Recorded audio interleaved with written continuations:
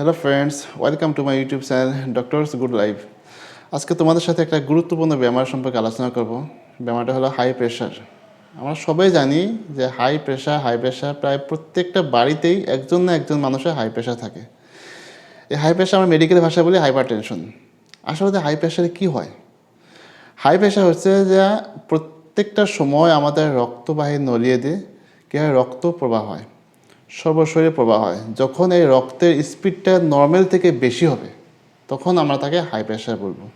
যখন এই রক্তের স্পিডটা নর্মাল থেকে বেশি হবে তখন আমাদের হার্টের এক্সেস পরিশ্রম করতে হয়, নর্মাল থেকে বেশি পরিশ্রম করতে হয়। তখন আমাদের ব্রেনেরও নর্মাল যেটা ফাংশন ঠিকমতো করতে পারে না, ব্রেনের উপরে এক প্রকার চাপ সৃষ্টি হয়, প্রেশার ক্রিয়েট হয়।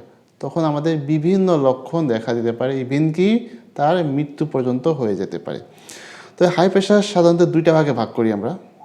নাম্বার ওয়ান হলো প্রাইমারি হাইপারটেনশন আর সেকেন্ডারি হাইপারটেনশন। তো প্রাইমারি হাইপারটেনশন ম্যাক্সিমাম প্রেশার প্রায় শতকরা 100 জনের ভিতরে 90টা প্রেশার আমরা প্রাইমারি ভিতরে হয়, কিন্তু আজ পর্যন্ত কেন হয় এই কারণটা খুঁজে পাওয়া যাচ্ছে না।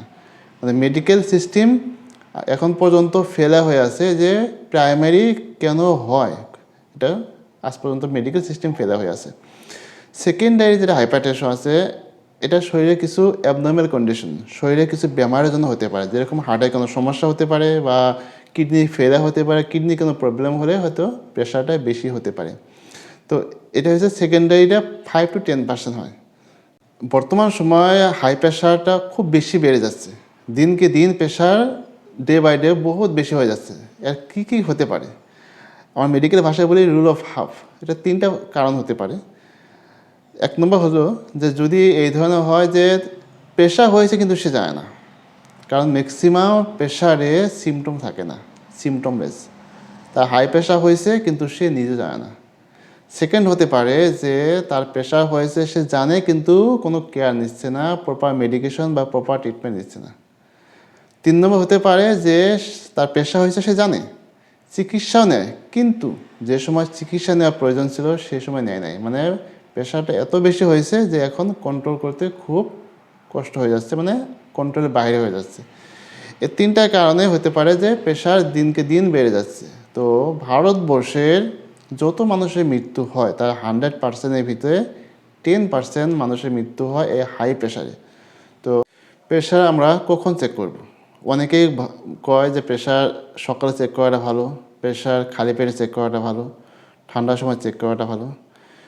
প্রেশার সুস্থভাবে চেক করাটা সবথেকে উত্তম। আপনি ভাত খাওয়ার পরে, রানিং করার পরে, খুব পরিশ্রম করার পরে, বা খুব ওয়াকিং বা খোঁজ করার পরে, খুব দৌড়াদৌড়ি করলেন, খুব চিন্তা করলেন, বা হয়তো মাংস দিয়ে ভাত খেলেন, এরপরে প্রেশার চেক করবেন না। এরকম হলে আপনি মিনিমাম 20 থেকে 30 মিনিট সময় আপনি রেস্ট নেবেন, সুস্থ হবেন, তারপরে আপনি প্রেশার চেক করবেন। তো প্রেশার মেশিন 2 ধরনের পাওয়া যায়। একটা হলো ডিজিটাল মেশিন। তো ডিজিটাল মেশিনটা খুব ভালো করে চেক করবেন, অনেক হতে পারে, এদিক সেদিক হতে পারে। আর যেটা মার্কারি যদি আছে মেশিন আছে, যদি মার্কারি মেশিন দিয়ে আপনারা চেক করেন তাহলে মার্কারিটা ঠিক আছে কিনা আপনারা দেখে নেবেন। আর আমরা যখন প্রেশার চেক করি তখন মার্কারি দিয়ে যখন চেক করি তখন আপ টু 200 পর্যন্ত আমরা মার্কারিটা উঠাই, তারপরে লাহে লাহে লাহে লাহে আমরা নিচের দিকে নামিয়ে নিই।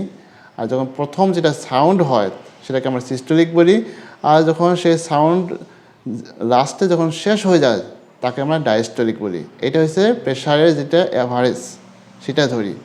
তো যখন আমরা প্রেশার চেক করব একভাবে 3বার চেক করব। প্রথম চেক করালাম, তারপরে আবার চেক করব, তারপরে আবার চেক করব। 3বার চেক করার পরে এভারেজে যেটা মিডিল থাকবো সেটাকে আমরা নর্মাল প্রেশার ধরবো।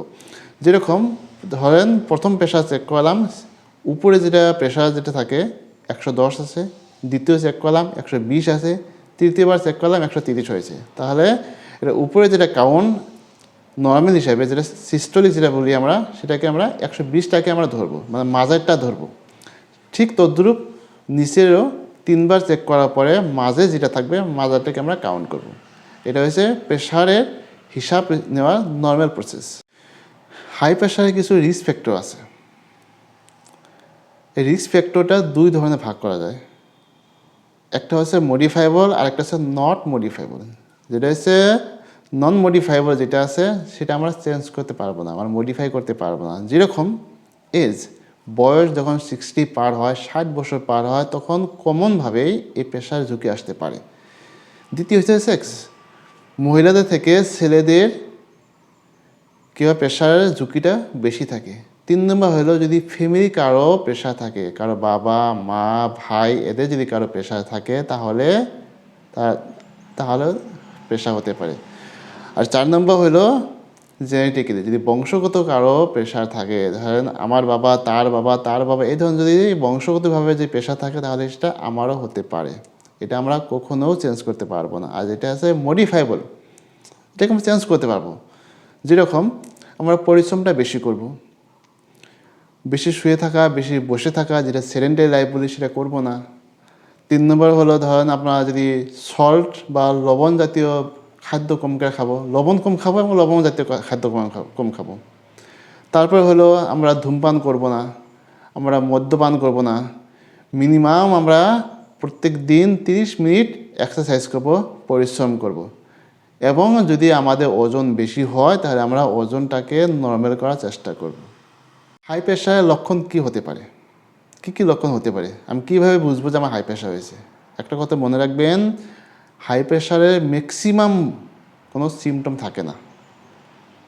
যখন খুব অতিরিক্ত বেশি হয় তখনই সিমটম দেখা দেয়, কিন্তু ম্যাক্সিমাম ক্ষেত্রে কোনো সিমটম থাকে না। তো সিমটম কী দেখা দিতে পারে?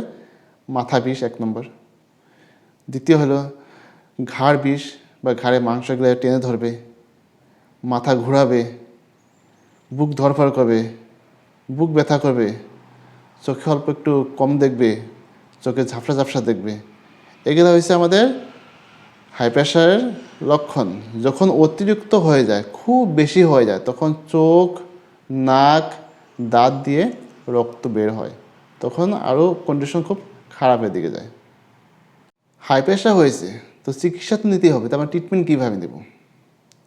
দেখুন, হাই প্রেশার ক্ষেত্রে আমরা বিভিন্ন মেডিসিন ব্যবহার করি। তো মেডিসিনের ভিতরে আমরা যেরকম টেলমিসার্টন ব্যবহার করি, লসার্টন ব্যবহার করি, অ্যামলোডিপিন ব্যবহার করি। তো আপনারা কখনো কোনো ফার্মাসি বা নিজ ইচ্ছা মতে হাই প্রেশারের দরব খাবেন না। প্রপার ডাক্তারকে দেখাবেন, ডাক্তারের যে মেডিসিনটা প্রেসক্রাইব করে সেই মেডিসিনটা যে নিয়মে খেতে বলে সেই নিয়মে খাবেন, কিন্তু নিজ ইচ্ছা মতো মেডিসিন কিনবেন না বা ফার্মাসির থেকে দেওয়া কোনো মেডিসিন আপনারা খাবেন না। প্রত্যেকটা বেমারে প্রিভেনশন আছে, প্রিভেনশনের প্রতিরোধ। যে কোনো বেমারে আমরা প্রতিরোধ করতে পারি যদি আমরা সেই নিয়মে চলি। তাহলে হাই প্রেশারের প্রিভেনশন কী হতে পারে? প্রিভেনশনে কী করা যাবে, কী করা যাবে না। নাম্বার 1, কী করা যাবে এরকম হলো, প্রথম হলো আপনার শাক সবজি বেশি খাবেন, তারপরে ফল বেশি খাবেন। দ্বিতীয় হলে কম বসে থাকবেন, কম শুয়ে থাকবেন, যেটাকে আমরা সিট রেস্ট বলি। 3 নম্বর হলো আমাদের ফিজিক্যাল অ্যাক্টিভিটিস বাড়াবেন, বেশি পরিশ্রম করবেন, মিনিমাম প্রতি সপ্তাহে 150 মিনিট পরিশ্রম করবেন। তারপর হলো যদি ওজন বেশি থাকে ওজন কমাবেন, নর্মাল ওয়েট আনবেন। তারপর হলো উপযুক্ত ডাক্তারকে দেখাইয়ে উপযুক্ত মেডিসিন সময় মতো খাবেন। আর কি করবেন না, যেরকম লবণ জাতীয় সবজি, লবণ জাতীয় খাদ্য, ইভেন কি লবণ যত পারেন কম খাবেন। তারপর হলো চর্বি জাতীয় খাদ্য যতটুকু পারেন কম খাবেন। 3 নম্বর হলো সেডেন্টারি লাইফ কখনো রাখবেন না, সবসময় পরিশ্রমের উপরে থাকবেন।